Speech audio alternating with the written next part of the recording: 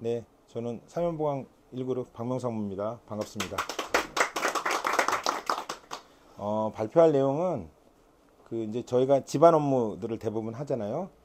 그러니까 그 집안 업무자가 집안 관련 업무를 일하는 분들이 지구나 아니면 지질 또는 풍화작용 또는 관련해서 조사에 대한 자료를 우리 설계에 어떻게 반영을 해서 읽을 수 있는지에 대한 내용들을 말씀을 드리도록 하겠습니다. 처음에 우리가 지금 살고 있는 지구는 이제 수금지와 목토 천해명이라고 그러죠. 근데 그 명화선 빠졌잖아요. 그죠? 예. 그래서 이제 요 행성 중에 세 번째 있는 행성이고 태양계에서 유일하게 대기 중 산소나 해양 생명체가 살고 있는, 그러다 보니 이제 대기의 물 흐름이라든가 빙하 유동에 의해서 풍화작용이나 아주 되게 액티브하게 모든 활동들이 일어나는 거죠. 그게 결국에는 돌이 나중에 말씀드리겠지만 이제 흙이 되고 여러 가지 과정들이 계속 반복되는 과정들이 일어납니다. 그 지구의 표면은 이제 암석으로 대부분 구성되어 있고요. 적도 기준으로는 약 6,300. 이거 약간 차이가 나죠. 그래서 왜 그럴까요? 적도가 왜 더 두꺼워요? 예, 원심력 때문에 그렇게 되죠. 회전을 하니까 자전축 때문에요. 그 둘레는 약 4만 킬로 정도 되고 표면적은 약 5억 1천 제곱킬로미터 정도 된다라는 내용들입니다. 지구 단면이 이렇게 생겼어요. 그래서 여기 핵, 내핵, 외핵, 또 이제 멘틀, 근데 뭐 두 개 합쳐가지고 뭐 멘틀이라고 그러고, 여기 이제 지각이라고 흔히 얘기하죠. 그럼 지구 활동에는 어떤 것들이 있는지 한번 볼게요. 이게 아마 한반도 지형인가 영월에 그럴 거예요. 그래서 여기 이제 유수에 의해서 옆에 침식하고 퇴적이 되면서 또 저 우리 지질학과 출신 김종석 기사님께서 웃고 계시는데 틀린 거 있으면 얘기해 주세요. 네. 그래서 이런 이제 한반도 지형이 이제 생기는 이런 유수에 의해서 침식이나 아니면 운반이 되고 또 퇴적이 되는 이런 과정들이 생기고요. 이거 역시 이제 파도라든가 아니면 유수에 의해서 이런 아주 독특한 문양, 이건 이제 변산반도 쪽에 가면은 이런 것들이 많이 있죠. 채석강 있는 데도 그렇고요. 요 그림은 이제 바람에 의해서 이제 윗부분과 아랫부분이 상대적으로 강도가 다른 거예요. 그러니까 강도가 다르기도 하고, 바람에 의하면은 잘 자란 돌들은 위에까지 뜨는데 아주 두꺼운 돌들은 얼마 못 뜨잖아요. 그러니까 밑에는 상대적으로 침식이 많이 되고 위에는 덜 되고 해서 이런 지형들이 주로 사막에서 많이 생깁니다. 그리고 요거는 어딘지 알죠? 제주도 성산일출봉이잖아요. 이게 이제 화산 지형이죠. 예전에 여기 분화구가 있었던 그런 화산에 의해서 생기는 화산 활동에 의해서도 생기고, 이거 역시 흔히 우리가 한탄강이나 아니면은 양산 쪽에 가면은 주상절리라고 이제 하는 것들처럼 보이는데, 결국 이제 화도라고 그래서 마그마가 나오는 통로가 이렇게 굳어서, 이건 우리나라 지형은 아니고 이제 호주인가 어디에 있는 거라고 해서 제가 따와 봤어요. 그 다음에 이런 것들은 뭐냐면 이제 요런 면들이 일종의 단층면이에요. 그래서 이런 식으로 계속 지구는 끊임없이 위에 조류운동이라 가지고 위에 올라가고 내려가고 이런 침강을 하고 융기를 하고 이런 과정들을 거치거든요. 근데 이제 공교롭게도 이런 커팅면에서 이게 잘 보이게 되는 이런 이제 정단층, 역단층 되는 거고요. 이거는 상대적으로 성질 자체가 되게 딱딱한 성질일 때는 저렇게 부러지면서 이런 단층이 형성이 되는 거고, 이게 조금 지층 자체가 좀 부드럽고 이제 덕터일하다고 그러는데, 그렇게 된다고 하면은 이런 습곡 형태로 나타나요. 이건 지금 몇 가지 지구 활동 중에서 몇 가지 사례들을 한번 보여드린 거고요. 그러면 이제 과연 풍화작용이라는 게 뭔가, 우리가 흔히 풍화토 이런 얘기들을 많이 하는데, 그럼 뭘 보고 풍화라고 얘기하느냐? 풍화라는 거는 크게는 이제 물리적 풍화와 화학적 풍화가 두 가지로 나눠져요. 그래서 물리적 풍화는 기계적 풍화라고 얘기하고, 화학적 풍화는 어떤 이제 화학 작용에 의해서 풍화되는 거예요. 그래서 대표적으로 우리가 이제 이런 거는 현장에서도 많이 볼 수 있는데, 핵석이라고 그래서 특히 이제 막 현장에서 토공을 하거나 아니면 집안 조사를 하는데 벌써 안반이 나오네. 근데 사실상 안반이 아니라 이렇게 하나 떠 있는 돌이에요. 이거는 요 사이에 안반 같은 경우 주로 이제 화강암 같은 경우에 이런 이제 균열 전리라고 얘기하는 틈 사이로 들어가서 계속 풍화가 진행되면서 이런 돌덩어들이 중간에 탁탁 있어요. 안반이 나오고 그 다음에 다시 또 흙이 나오고 이런 경우들이 많이 있거든요. 이것도 역시 풍화의 작용이고, 그리고 풍화의 작용에 의해서 전리라고 얘기하는 그런 것들이 왜 생기느냐, 전리 또는 이제 불연속면이라고 얘기하는데, 땅속 안에는 계속 정압을 받고 있잖아요. 예를 들어서 드럼통 같은 경우를 물속에다 계속 깊이 집어넣는다고 생각하면 처음에 멀쩡한 드럼통이 수심이 들어가면서 어떻게 돼요? 결국에는 찌그러지잖아요. 그죠? 왜 그러죠? 여기 밖에 있는 거는 바깥에 있는 압력하고 안에 있는 압력이 내압이 같으니까 이게 평형을 유지하지만 안에 들어갈수록 수압에 의한 부분들이 커지니까 더 찌그러지잖아요. 다시 올라오면 다시 펴지잖아요. 그죠? 원래대로 복구되는 변이가 그게 결국 탄성변이라고 그러잖아요. 탄성변이 안에 있는 거죠. 근데 마찬가지로 땅 안속 안에는 그 지층에 의해서 눌려진 압력이 있는데 그게 해방이 되면 없어지면 안에는 내압은 크잖아요. 그러니까 밖으로 이제 쪼개진다고요. 밖으로. 그게 이제 전리고 불연속면이 나타나는 거예요. 그 면을 따라서 안방 같은 경우는 파기가 일어나고 여러 가지 그런 형상들이 나오는 거죠. 이거는 뭐냐면 산성비에 의해 가지고 예전에 이런 조각상 자체가 이렇게 돼버린 거예요. 이건 이제 화학적 풍화의 일종인 거예요. 그리고 우리가 혹시 그 동굴들, 석회 동굴들 영월이나 단양 쪽에 가면은 이런 석회 동굴들 많이 있는데 이런 데서 생기는 이제 물에 의해서 돌이 물에 녹아요. 석회석 같은 경우에. 우리 저기 동남아시아나 이런 데 보면 인도 차이나 반도 있는 데들 보면은 석회 함지대가 많아서 거기 여행 가면은 수돗물 먹지 말라고 그러잖아요. 석회 성분이 많으니까 배탈 나기 때문에 그런 것처럼 이런 물들에 의해서 이런 석회석들이 녹아가지고 위에서 똑똑 떨어지면서 오랜 시간 동안 생긴 게 종유석이고 밑에 물이 받아서 올라오는 건 석순이라고 그래요. 우리 저기 죽순이라고 그러잖아요. 나중에 편집하세요. 나이트 죽순 이런 거 말고 알아서 편집해야 돼.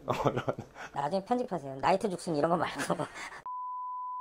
자, 그래서 이런 그 석순하고 종유석이 만나 생긴 게 석주가 돼요. 기둥주자 써서. 자, 이런 이제 화학적 풍화에 의한 것도 생기고 이거는 영화 툼레이더에 나왔던 캄보디아에 있는 건데 이거는 식물에 의한 풍화예요. 식물 뿌리에 의해서 지금 다 여기 있는 돌들이 다 털어지고 기존 구조물들이 이렇게 되는 거고 요거는 이제 바람에 의해서 이런 온갖 풍화 작용들이 생겨요. 항상 우리가 단순간에 오늘 딱 해서 내일이랑 풍화 작용이 생겨서 달라지진 않지만 아주 오랜 시간 동안 짧은 단위로는 이제 그건 풍화라기보다도 슬레이킹이라고 하는 거 많은데 2, 3일 만에 풍화되는 경우도 본 적이 있었고 근데 보통 이런 경우는 단위 스케일이 보통 10,000년 아니면 뭐 1,000년 이상 되는 그런 스케일로 계속 이렇게 풍화 작용을 통해서 여러 가지 변화가 생깁니다. 그럼 이제 한라산에도 이건 무슨 얘기냐면 이게 지층 자체는 지형은 처음에 이렇게 돼 있다가 융기 침강을 통해서 계속 이런 형태이 되고 다시 또 평탄화가 되고 계속 또 돌아요. 이게 지층 윤회라고 아마 아주 중고등학교 때 그 지구학 시간에 아마 좀 배웠을 거예요. 이런 형태들이 생기는데 한라산에도 이런 게 있대요. 최근 한라산 백록담의 암벽 일부가 무너졌습니다. 자연현상으로 추정되지만 이번처럼 규모가 크고 뚜렷한 것은 처음입니다. 조인호 기자입니다. 37,000년 전 용암이 분출하면서 만들어진 한라산 백록담. 남서쪽에는 검고 뾰족한 바위들이 웅장하게 우뚝 솟아있는데 암벽 바깥쪽 가운데 부분이 하얗게 변했습니다. 수십 미터 아래에는 산사태가 난 것처럼 돌덩이가 쌓였습니다. 붕괴한 암벽의 면적은 200여 제곱미터.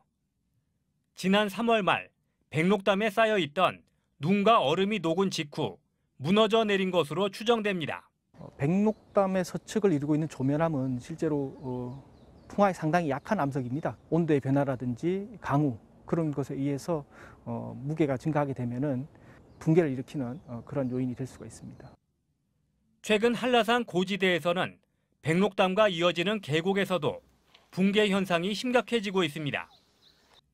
기후 변화로 집중호우가 부쩍 늘었기 때문인데 침식 속도가 빨라지면서 수십 년 안에 백록담부터 무너질 것이라는 주장도 나오고 있습니다. 계곡이나 하천보다는 백록담 주변이 상당히 좀 걱정이 앞서죠. 뭐 이러다가 진짜 백록담이 모양이 바뀌는 게 아닌가 이런 우려까지도 하게 되니까. 제주도는 지난 2005년 백록담의 붕괴를 막기 위해 그물과 말뚝을 설치하자고 건의했지만 문화재청은 인위적인 복구 공사는 또 다른 자연훼손이라며 받아들이지 않았습니다. 하지만 최근 백록담 주변의 침식이 더 자주 일어나면서 한라산의 훼손과 복구를 둘러싼 논란은 다시 커지게 됐습니다. MBC 뉴스 조인호입니다. 저게 아마 작년 뉴스일 거예요. 작년 뉴스였던 것 같은데 결국에는 이런 풍화작용들이 계속 일어난다는 내용들을 이제 어디 찾다 보니까 유튜브에 있어서 제가 보여드렸고요. 그러면 이제 암석이라는 게 뭐냐?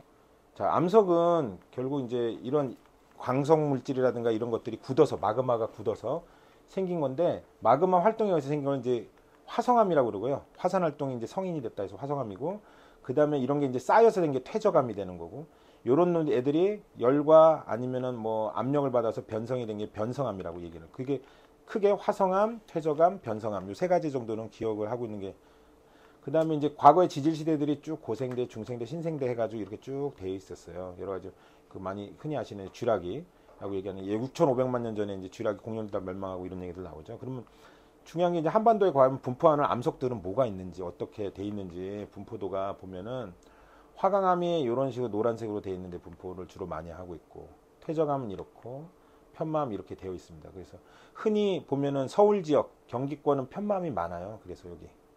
그리고 요 또 하나 특이한 거는 요 남부지방, 경상남북도 있는데 보면 요쪽에 울산, 포항 이런 데 지질이 되게 안 좋다고 그러죠. 항상 거기서 문제 생기고, 뭐 여기서도 뭐 지진 많이 일어나고 그죠. 활성단층도 되게 많고, 여기서 우리가 공사하거나 번면하다 보면은 소위 이제 그 슬라이딩도 많이 나고 그런 상황들 항상 예의주시해야 되는 울산, 포항, 또 군위, 요 함안 이런 데들 보면은 되게 다 대부분 퇴적암으로 되어 있습니다. 그 퇴적암은 형성 시기가 비교적 좀 후기이기 때문에 심지어는 미고결 퇴적암이라서 아직 굳지 않은 퇴적암들도 있어요. 그래서 지금 여기 보면 특이암석 분포지라고 해서 바로 여기 경상분지에 해당하는 여기에 해당하는 지역들은 이런 퇴적암들이 많이 있다 보니까 우리가 집안적으로 되게 공학적으로 좀 불리한 조건들이 많아요. 그래서 이제 지방공학에서도 아예 요것만 따로 하는 그 학술 그 뭐라 그래야 되나 분과가 따로 있을 정도로 그렇게 돼 있고, 대부분 여기 가운데 이제 그 변성대라고 얘기하는 여기 이제 충주 아래쪽으로 해서 이쪽 전라도 쪽 여기 돼 있는 부분들도 역시 집안이 여기 표현된 데는 그렇게 좋은 데가 아닙니다. 자, 그러면 암석들이 요 위에 있는 건 이제 변성암, 화성암, 퇴적암 이렇게 여러 개 돼 있는데, 퇴적암 특이한 것들은 이제 이런 쌓여있던 층리라고 하는 것들이 보여요. 그 사암, 뭐 이렇게 모래가 굳어서 된 거, 진흙이 굳어서 된 이암, 또는 자갈이 굳어서 된 여감 이런 것들이 어떤 층리들이 보인다는 게 특징인 거고요. 근데 화성암은 이런 것처럼 막 이 화강암이라고 흔히 얘기하는 것들 돼 있고, 변성암의 특징은 얘네들이 이제 위아래로 압력이 주어지거나 하니까 편리라고 얘기하는 이런 줄무늬들이 보입니다. 산이나 어디 길가다 돌 같은 거 보면은 이런 것들이 되게 많이 흔하게 보일 수 있어요. 자, 그래서 그럼 흙은 어떻게 되느냐 보니까 이런 기반암이 결국에는 풍화작용에 의해서 계속 표토와 성토로 이렇게 나눠지게 되죠. 바위가 됐다가 돌과 모래가 되고 다시 결국 흙이 되는, 이게 이제 결국 흙이 생성되는 과정이에요. 그래서 지금 흙은 물도 있고 흙입자가 있고 공기가, 여기 흙이 삼상이라고 해서 이렇게 얘기하죠. 그래서 보통 무기물과 수분과 공기 비율들이 이 정도로 된다. 그럼 과연 이게 역학적으로 어떻게 거동하느냐는 다루는 게 바로 토질 역학이에요. 부회장님께서 말씀하시죠. 자, 그래서 이제 실무적으로 보면, 그러면 이제 페이스 매핑이라고 흔히 많이 들어보셨을 거예요. 우리가 비탈면이 딱 됐을 때 이거를 어떻게 하느냐. 그러면 비탈면 먼저 조사부터 해야 돼요. 어떤 불연성면이 있고 어떤 상태인지, 과연 보강을 해야 될 필요가 있는지, 아니면 보강은 어떤 공법이 좋은지, 이런 것들을 하게 되죠. 그래서 자세한 거는 나중에 기회 되면은 한 자리에 있겠지만, 요런 각각 불연성면의 방향성을 갖다가 크리노 콤파스라는 걸로 측정하는 방법이에요. 그러니까 주향하고 경사 또는 경사 방향하고 경사를 다 측정을 해요. 그래서 이거는 예전에 제가 했던 것들인데, 여기서 이제 보면 다니면서 아, 여기 어떤 상태고 각각의, 이거는 각각 스테이션이고 여기는 어떤 것들이 있는 거를 요렇게 도시를 해요. 그래서 이거를 이제 응용지질도 또는 지알로지컬 매핑이라고 얘기를 해요. 그러면 여기서 획득된 불연성면을 갖다가 어떻게 처리를 하냐면 그 방향에 대한 걸 가지고 평사투형 해석이라는 걸 해요. 그래서 각각의 요 점들이 그 불연성면을 대표하는 위치들이거든요. 그래서 이런 경우는 평면 파괴가 생기고 이 부분에 이제 전도 파괴 위험이 있는 거고, 또 두 개의 불연성면에 의해서 흔히 쐐기상이라고 흔히 운이 많이 얘기하죠. 그럼 양쪽으로 이렇게 나오는 것들에 대해서 쐐기 파괴가 이런 식으로 난다 해서 이런 파괴 가능성이 있다라고 이제 결론을 내리죠. 근데 얘는 평사투형 해석이라는 거는 결국에는 그 정량적인 게 아니라 성적인 거예요. 가능성 있다 없다 정도만 보는 거예요. 그러면 이제 가능성 있는데 실제로 계산을 해보니까 가능성이 없다고 나올 수도 있잖아요. 그러니까 그래서 결국에는 정량적인 해석이 필요해요. 그 다음 나오는 게 그래서 한계평형 해석, 우리 흔히 탈렌이나 이렇게 쓰는 것들이 바로 이런 거예요. 한계평형 해석을 예전엔 수계산하고 했었는데 그걸 좀 더 편하게 전산화 해가지고 이제 하는 거예요. 그래서 아까 이제 이 경우는 이제 안반 사면이기 때문에 각각의 평면 파괴, 세계 파괴 가능성이 있다고 하면 평면 파괴는 이렇게 검토를 해보는 거예요. 하니까 다행히 평면 파괴 가능성은 있었는데 해보니까 기준 한전율은 넘는구나. 그러면 이건 보강할 필요가 없잖아요. 옹벽을 할 필요도 없고 이대로만 그냥 계획하면 문제가 없는 거죠. 근데 쐐기 파괴를 갖다가 검토를 해보니까 건기 우기 진시 해보니까 여기서 건기시 기준 한전율 좀 만족을 못하는구나. 그러면 이제 결국에 이거는 무너질 가능성이 있다는 거죠. 여기에 무슨 NG가 났다고 해서 꼭 무너진다는 건 아니지만 공학적으로 우리가 무너질 가능성이 있다라고 생각할 수 있는 거잖아요. 그러면 거기에 따라서 보강 계획을 해줘야 될 거 아니에요. 그럼 여기 이제 뭐 예를 들어 락볼트라든가 아니면은 여기는 이제 검토할 수 있는 게 우리 이제 PRM 볼트라고 쉽게 생각하면 돼요. 요게 PRM 볼트나 댐 볼트나 아니면 이런 보강제를 갖다가 얼마만큼의 톤수로 보강을 해줬을 때 안전율이 확보되는구나. 그러면 이거를 이제 상세하게 우리가 전체 수량이라든가 계획들을 이제 수행을 하는 거예요. 그러면 이제 지질 주상도에 대한 부분, 아까 이제 잠깐 손흥기 부장도 이걸 보여줬었는데, 지질 주상도에 대한 부분들을 기초 자료를 가지고 이 지층이 어떻게 구성되어 있고, 앞으로 우리가 설계할 때 여기 뭐 공학적으로 이제 뭐 붕적층이다 이런 말들이 나오면 어떻게 대응해야겠구나라는 게 가장 최초에 나오는 기초 자료예요. 그래서 이런 이제 시축이 의해 가지고 이제 샘플들을 갖다가 이제 채취를 해요. 그거 가지고 이제 보링 로그라고 그러는데 이제 안반에 대한 보링 로그는 이런 식으로 돼요. 그러니까 뭐 코어 회수율이 어떻고 RQD라고 얘기하는 것들 이제 암질 치수라고 얘기하는데 그 다음에 뭐 변형이 어떻고 강도가 어떻고 균열 간격이 어떻고 이걸 다 기재를 해요. 그래서 각각의 이제 풍암, 연암 이렇게 얘기하는 거죠. 근데 흔히 풍암이라고 나중에 얘기했지만 풍화토는 그 안에서 생긴 거예요. 그 안에서 원래 어디서 온 애들이 아니고 그 자리에 계속 터줏대감처럼 지키고 있던 애들이에요. 근데 붕적이라는 건 무너졌다는 얘기고 충적은 물로 와서 쌓였다는 얘기고 이런 말들은 거기서 생긴 애들이 아니라 딴 데서 온 애들이에요. 기원이 딴 데서 온 거니까 공학적으로는 흙이라고 같은 얘기를 하더라도 풍화토랑 붕적토 만약에 생각하면은 풍화토가 훨씬 더 공학적으로 안전한 거예요. 상대적으로 그 땅에서 계속 지키고 있던 애들이니까. 여기 안반에 대한 로그를 이렇게 하고 이건 이제 토사에 대한 로그예요. 여기는 이제 중요한 게 SPT라고 하죠. 표준 관입 시험이라고 하죠. 그래서 63.5kg짜리 햄머를 76cm 높이에서 자유낙하 시켜서 그 타격 횟수 3cm 들어갔을 때 얼마냐. 그래서 엔치의 활용은 무궁무진해요. 되게 많아요. 그래서 아주 쉽게 우리가 알 수 있는 거는 풍암과 풍화토를 나누는 기준이 돼요. 엔치가 풍암과 풍화토에 나누는 기준이 50의 10타 기준이 바로 풍암과 풍화토를 나누는 기준이 되고 또 이거를 우리가 어디서 자주 써먹는 것 중에 하나가 이거는 예전에 부회장님께서 가르쳐 주신 팁인데 뭐냐면 사질 지반이라고 한다고 하면 지층 가끔 우리가 현장에서 협의하다 보면 여기 지지력이 얼마나 돼요? 뭐 이런 얘기들이 나온단 말이에요. 보강토옹벽이나 아니면 뭐 우리 여러 가지 뭐 PR 옹벽 다른 옹벽이라 하더라도 그러면 이제 주상도 한번 봅시다. 주상도 봐서 N치가 사질 지반의 경우에 N치가 1타다. 그럼 그게 1톤이라고 생각하면 된대요.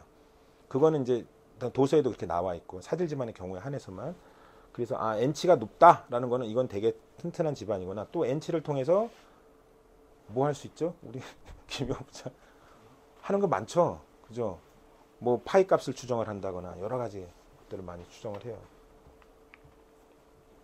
자, 그래서 지질 주상도까지 얘기를 했고 결국 요약을 하면 요 정도는 기억을 하자라는 얘기.